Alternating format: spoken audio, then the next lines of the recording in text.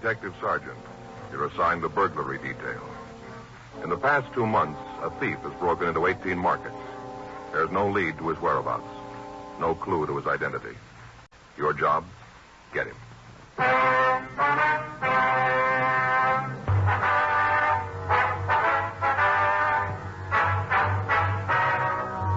Dragnet, the documented drama of an actual crime. For the next 30 minutes, in cooperation with the Los Angeles Police Department, you will travel step by step on the side of the law through an actual case transcribed from official police files. From beginning to end, from crime to punishment, Dragnet is the story of your police force in action.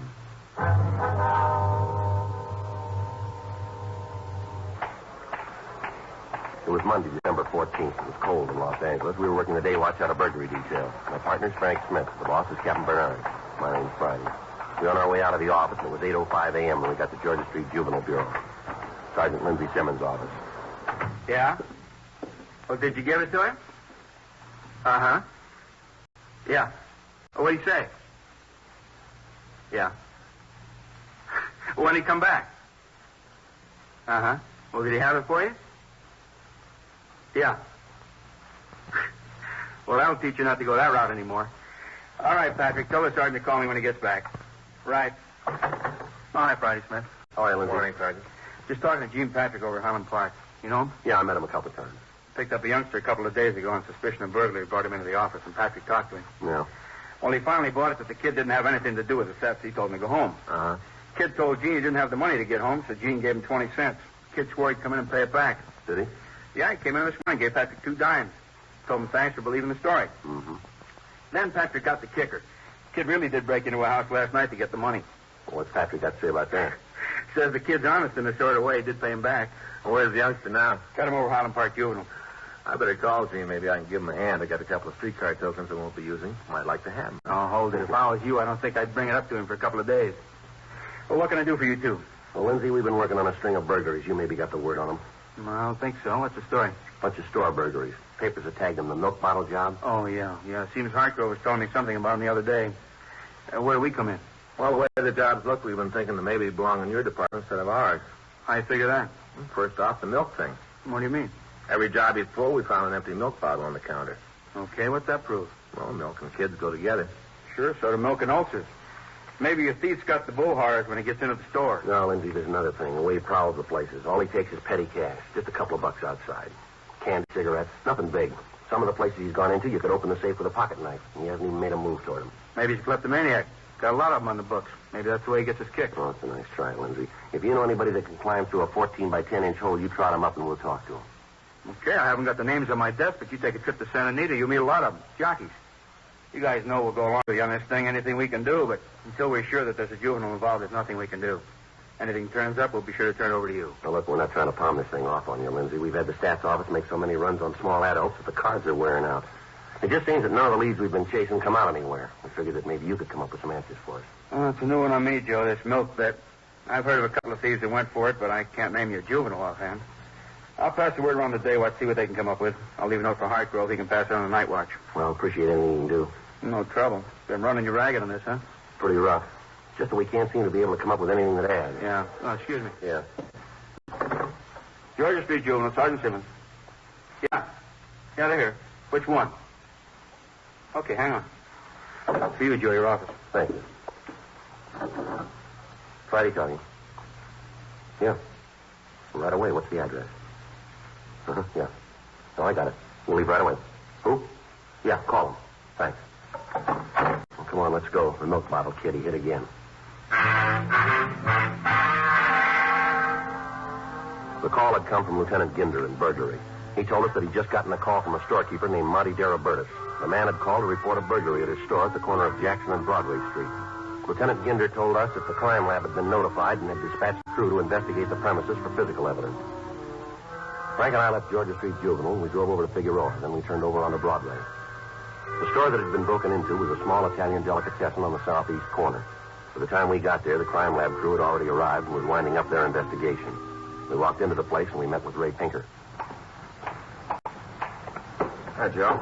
Frank. Ray. Hi, Ray. How's it going? Usual thing. Bottle of milk on the counter. You want to check it over? Yeah. Come on back here. Thief made his entrance back here at the rear of the store. There it is. Broke out the window pane. Yeah, not very big, huh? It measures 9.5 by 12 3/4. No alarm on the window, huh?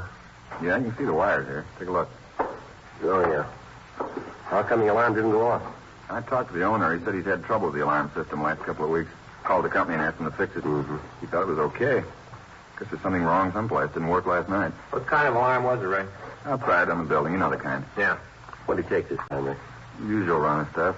According to the owner, there are about 4 cartons of cigarettes missing, several boxes of candy. Can't be absolutely sure. So he's got to check his stock. Be better if you talk to him on that. Yeah, we will. We'll catch him later. Want to wait a minute? I'll check and see how the boys are doing on the prints. Have them check the counter and the milk bottle. Fine, thanks, Ray. Be right back. Bye. I don't wonder when we're going to blow the whistle on this guy. I don't know. Can't do it fast enough for me. I'm with you. Hey, Joe. Look at this. Yeah, I'd like to get a couple of those before we leave. What are you talking about? Salami, Joe. Those right there, the hard Italian kind. See, right there? Yeah. I remember last summer I was up in San Francisco. Yeah, I remember. Went up there to pick up a prisoner. Remember you were collecting days off? Yeah, I recall. I had 100 of them coming. Yeah, pretty funny. Anyway, I met Dan Shelley up there. You mean the Irish tenor? Yeah, he and I went down to Cookie's bar for lunch. Cookie had some of this salami. Sliced it like paper. You could almost read through it. Oh, that's the way it's supposed to be. I know, Joe. Anyway, Cookie sliced up a bunch of it, served it with cold cracked crab. Boy, I never tasted anything so good in my life. Don't you ever read the newspaper through sliced salami? Yeah? Well, I never have. Have you? All the time. Just the funnies. Well, anyway, Faye tried to find them for me. Salami like this. Brought home all kind of things, but she's never found the right kind. You know, they'd be hard enough to pound tax with when she got them home. Boy, never forget old Cookie and that spread. Well, if you can get your mind off food for a minute, and I know that'll be tough, let's get on with this thing, shall we? Yeah. Sure got to buy some of these before we leave. Just like Cookie had. Yeah. Just finished with powder, Joe. Yeah. Nothing. Whoever it was drank the milk. He took the bottle out of the refrigeration compartment. Bottle sweated, and there isn't a print on it we can lift. Too bad. None of them any place, huh? Yeah, we've gone over the place from top to bottom. So there we can't find them. It's not much help, is it? Came up with one thing. Maybe you can make something out of it. What's that? Outside the window in the back parking lot. Came up with an open package of cigarettes. Don't know if it belonged to the thief. Anything on it? No. Fog last night ruined any prints that were on it. Boys have got it if you want it. Yeah. Well, we'll take a look at it. Looks like everything's against us, huh? Another blank. Don't envy you guys trying to break this one. Most of the time there's a leak someplace. Somewhere along the line the guy's going to make a mistake and not cover something. Yeah, we've been saying that for weeks. This is either the smartest thief I've ever seen or the luckiest. What's this make for him? Number 19. A lot of chances to take for nothing. He's not getting anything out of the job. Maybe he isn't, but we are. What? Headaches.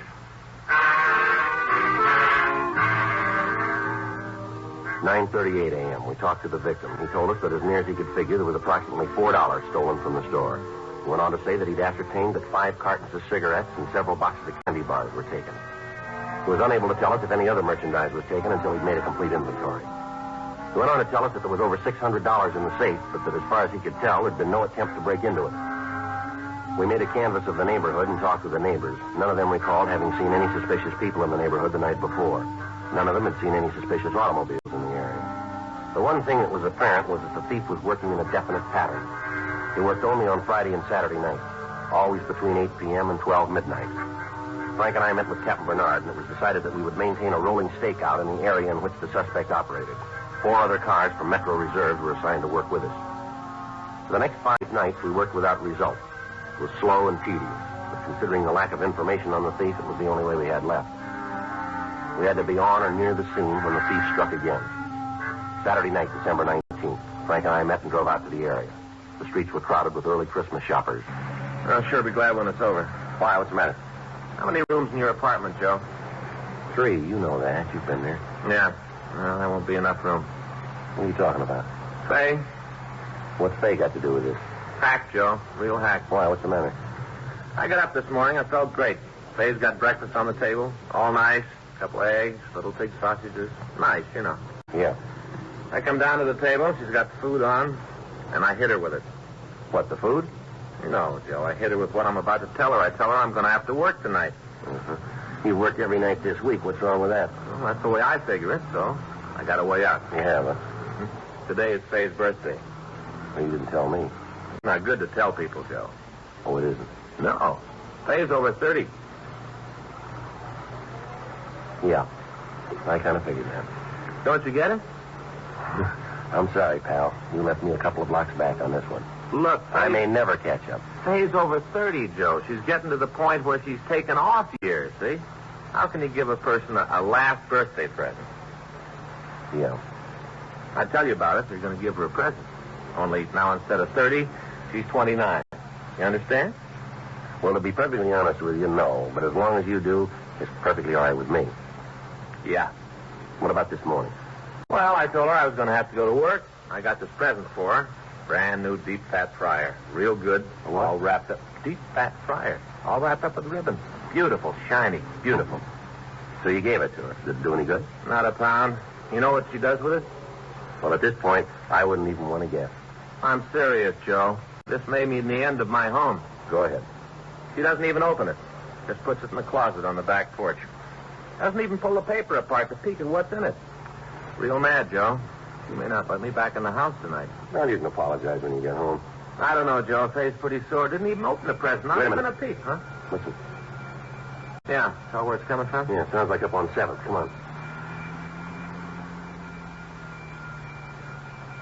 Yeah, right here. Pull up. Come on. I'll take the front. All right.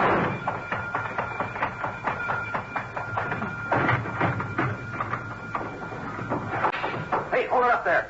Police officers, stop or I'll shoot. Frank, come around your way. Okay. Take it easy. Go ahead and shoot. Go on and kill me. Go ahead and shoot me. It doesn't matter anymore. Go Everything on. all right? Yeah. Just a kid, Joe. See. What are you doing in the store, son? What do you think I'm doing? He asked you a question, son. Pretty stupid. What do you think I was doing? How many stores you broken into, son? Figure it out for yourself. Look, what do you got a chip on your shoulder You're for? a big guy. Don't give me a lot of conversation. Do what you want to do. All right, boy, you called it. Come on.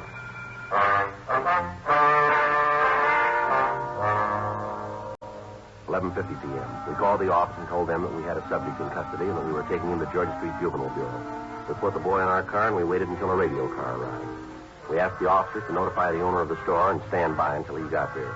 We also asked that they make a 459 report. 11:55 p.m. We started to take the youngster to the Juvenile Bureau. What's your name, son? What difference does it make? Acting like that isn't going to help you. You guys picked me up, remember? You worry about it. I got nothing to be afraid Oh, of. yes, you have, boy. You could have been shot back there. Maybe you should have pulled the trigger.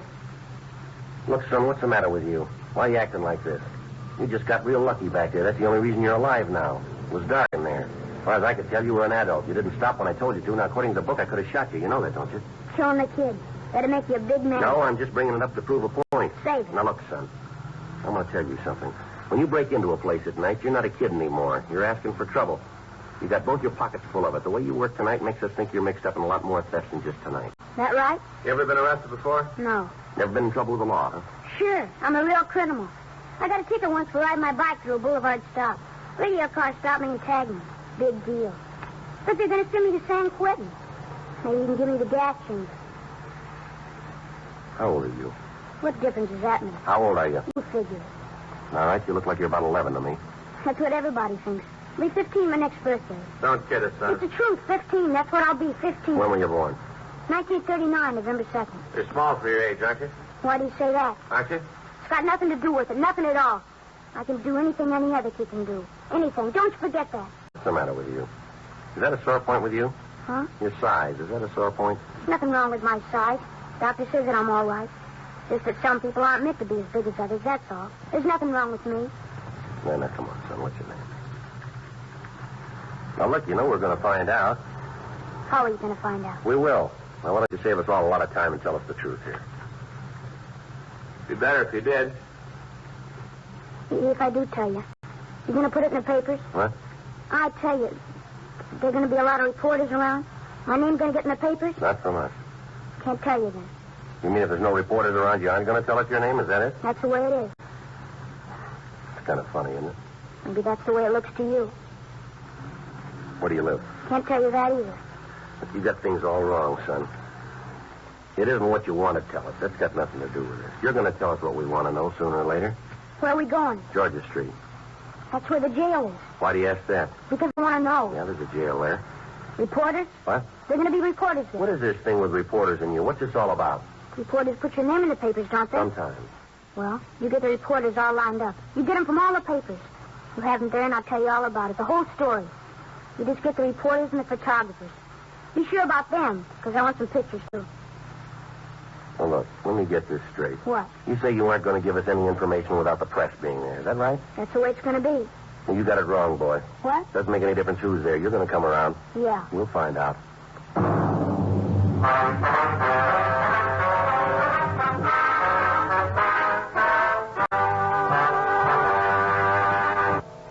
$12:10 a.m. We got to Georgia Street Juvenile Bureau. Frank pulled the car into the side alley, and we took the subject out of the back seat. Up this way, son. It's a seedy-looking place. Yeah, well, it's been here a long time. Looks like a set out of a picture. Don't you worry about it, huh? You want to take him down the hall, Frank? I'll check with Hargrove. Yeah. Come on, boy. Hi, Friday. You're working kind of late, aren't you? Yeah, we are. I got the note from Simmons on the milk burglaries. Checked around the night while nothing on it, so I didn't call you. I don't think you have to worry about it. I think we got the answer. Yeah? We just picked up a kid. We got him dead to rights in the market. Open bottle of milk right next to the cash register. Where is he now? Frank's got him down the hall. You think he's your boy? Yeah, looks like it. Everything adds up. The entrance, what he tried to take, the milk. All along seems to fit. You got that kind of a case, what are you worrying about? Just two things. Yeah? Who he is and why he did it. You won't tell us? No. He's got some big thing working about the press. Says he won't give us anything without reporters being there. Makes it rough, Joe. You know the policy. Yeah, I do. He won't let us help him. If he wants publicity, take me down. Introduce me as a reporter. Well, that might do it. Won't do any harm to try. Let's go. Go ahead. Thanks. Who am I going to be? Well, tell him you're Sid Hughes from the Mirror, huh? Yeah, might as well be one of the good ones.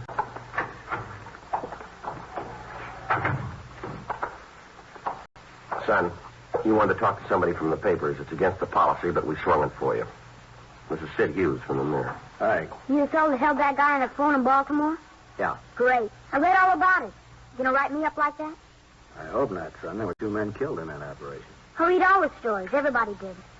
That's how I mean for you to write me up. With a picture. What makes you think you got it coming? You break into one store and try to steal a couple of cartons of cigarettes, that doesn't make the first page. One store? I got into 19 of them. 19 before they caught me. That's important, isn't it? That's a story. I don't know, might be. A couple of things we better get straightened out here. First off, what's your name? Better get your notebook out. Be able to take all this down. Don't worry about it, son. You just answer the questions. I'll get it. Yeah. Okay. My name's Elroy Graham. That's ELROYGRAHAM. Yeah. How old are you? I told you once, almost 15. You said you'd broken into 19 stores. Is that right? Yeah, 19. Might have made it more, but something went wrong tonight. Had trouble with the burglar alarm. Thought I'd turned it off. Bad mistake. He's still working if it wasn't for that. Guess it only takes one, though, huh, Mr. Hughes? Yeah, I guess so. You want to tell us why you did it? What?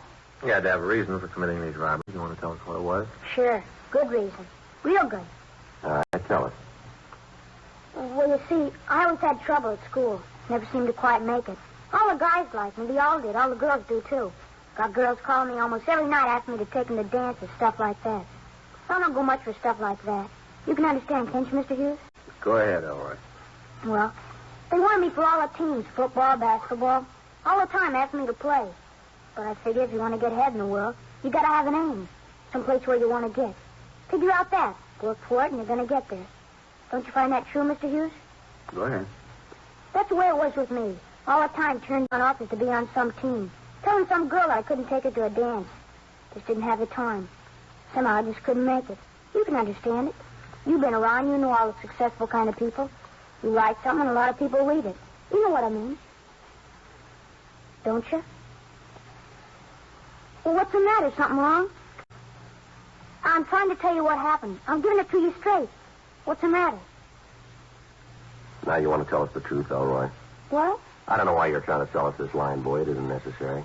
I don't know why you did what you did, but I do know you had a reason for it. Now, that's all we want to know, just the reason. You don't believe me? Afraid not. How about you, No, son, I don't. Mr. Hughes?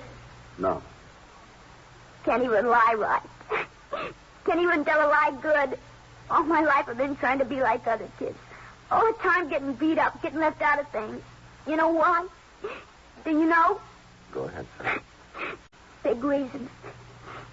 Biggest reason in the world. Because because I'm almost 15 years old. I'm 4 feet 7 inches tall. 4 feet 7. Weight 97 pounds. That ain't very big, not big enough.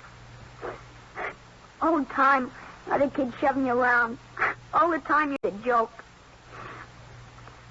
Gets to the time when you figure it's easy to laugh, too. Because if you don't, some kid's going to beat you up. Gets to the point where you don't care anymore. I used to clip out those coupons and send them in. Get the books back on how to build myself up. Worked at it. Didn't do nothing for me.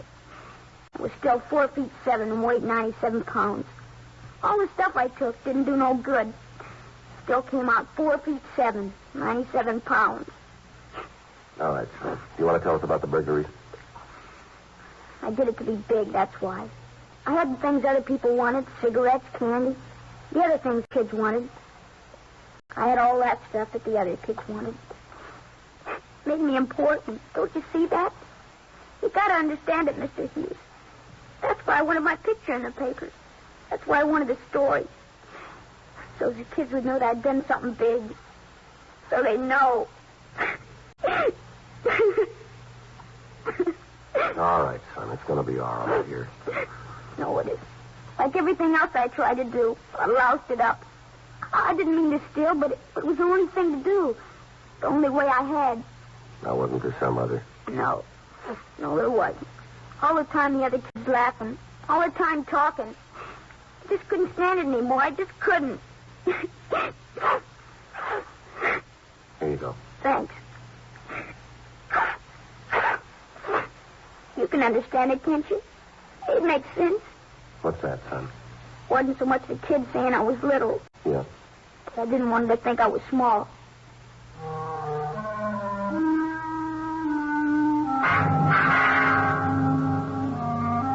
12:36 a.m. We contacted the parents of the Graham boy and asked them to come down to the station. We talked to them for an hour and tried to fill them in.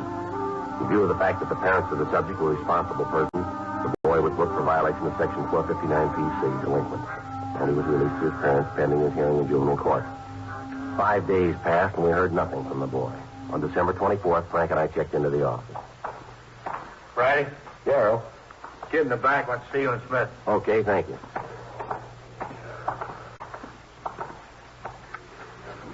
Hi, Mr. Friday. Oh, well, Roy, what can we do for you? Well, I guess you think it's kind of funny. What's that? I want to tell you that I sure think it's good what you did for me. Helped me with that burglary thing the other night. Well, it isn't over yet, son. The court still has to make a decision on it. Yeah. But what you did to make me feel better. As far as I'm concerned, whatever the judge decides, I'll go along with it. I had a long talk with my folks. So we got it all talked out. All the way talked out. Well, that's good, son. We're glad of it, son. Maybe you guys won't like it. I mean, me knowing you such a short time and all. But I wanted to bring you these. Merry Christmas. Well, that's awful nice of you, all right, but it isn't necessary. I want to give them to you anyway. For what you did for me. Oh, that's mighty nice of you, all right. Sure appreciate it. A couple of packets of cigarettes. Hope they're the kind you smoke. Yeah, son, they'll be fine. Thanks, son. Well, you guys around, huh? Yeah, sure, son. Just one more thing, Sergeant. Yeah, son? Just thought you'd like to know. Yeah, what's that? I didn't steal those.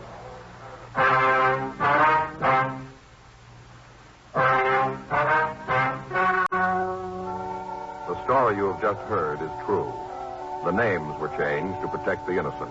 On the 21st of December, a petition was filed in juvenile court on behalf of the subject. On January 26th, trial was held in Department 52 of Juvenile Court, State of California, in and for the County of Los Angeles. In a moment, results of that trial.